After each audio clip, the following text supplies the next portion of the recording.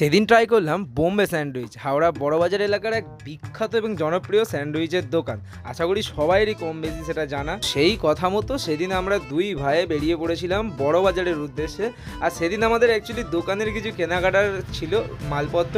তো বড়বাজার এলাকায় আমরা মালপত্র কেনার পর সোজা ডিসিশান নিই চলো একটা ছোটোখাটো ফুড ওয়াক হয়ে যাক। আর সেই কথা মতো তো বড়বাজারে গেছি, জনপ্রিয় কিছু ট্রাই করব।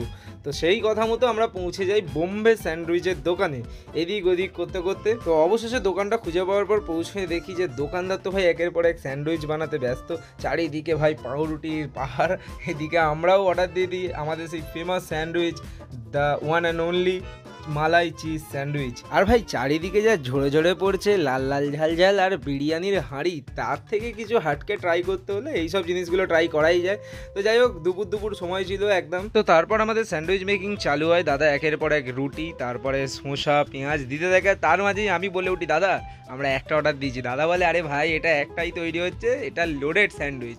আমি বলি, ও আচ্ছা আচ্ছা ঠিক আছে। বলে দাদা একের পর এক শুরু করলো।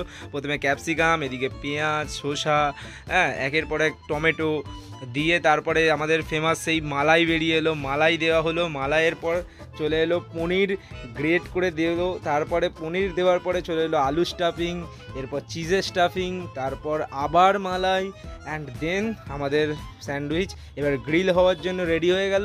আর যেভাবে ভাই এই স্যান্ডউইচের স্টাফিং পাহাড়ের মতো বেড়ে উঠছিল, আমি ভাবছিলাম দাদা বোধহয় এখানে হিমালয় দর্শনটা আমাদের সেরেই দেবে। এরপর দাদা বলে চলো আগুনে ঝলসানো হবে। আমি বললাম, দাদা সেটা তো অনেক আগে থেকেই আমার জীবনে আছে। দাদা বললো, আরে তোমার জীবন নয় বস, স্যান্ডউইচ ঝলসাও।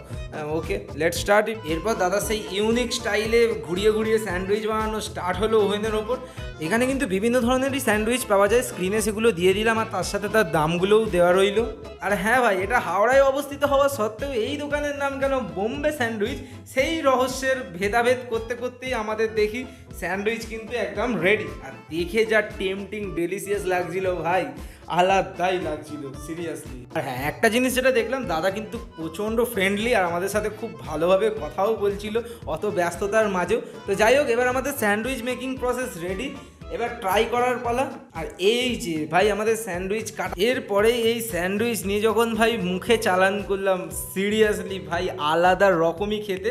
তবে হ্যাঁ, এই স্যান্ডউইচ সম্পর্কে একটা জিনিস বলবো, তুমি যদি স্পাইসি ট্যাঙ্গি স্যান্ডউইচ এই ধরনের টেস্ট পছন্দ করো, তাহলে কিন্তু এই স্যান্ডউইচটা তোমাকে একটু অফেন্ডেড করতে পারে। বাট তুমি যদি চিজ মালাই পানিরের টেস্ট মানে খুব পছন্দ করো, তাহলে কিন্তু এই স্যান্ডউইচটা তোমার জন্য একদম পারফেক্ট। তো যাই হোক, এই অবধি ছিল ভিডিওটা। তোমাদের ভালো লাগলে লাইক শেয়ার কমেন্ট করে দিও। যদি ফেসবুক থেকে দেখো ফলো করো, যদি ইনস্টাগ্রাম থেকে দেখতে পাও তাও ফলো করো, আর যদি ইউটিউবে দেখো তাহলে টুক করে সাবস্ক্রাইবটা করে দাও। হ্যাঁ, লোকেশনটা পিন